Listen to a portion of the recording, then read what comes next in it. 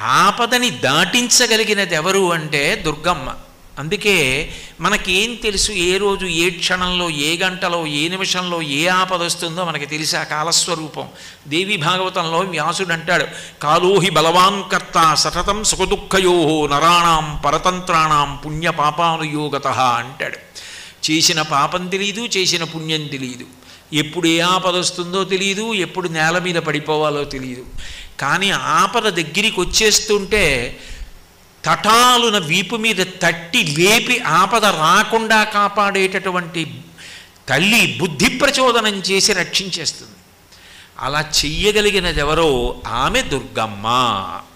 ఆమె ఒక రూపాన్ని ధరించి ఎదురుగుండా నిలబడితే అది ఆమె యథార్థ స్వరూపం కాదు. ఆమె ఒక రూపాన్ని తీసుకుని అలా నిలబడింది ఒక పెద్ద ముత్తైదువగా. అమ్మా అని పిలవగానే పలకడానికి నిలబడింది.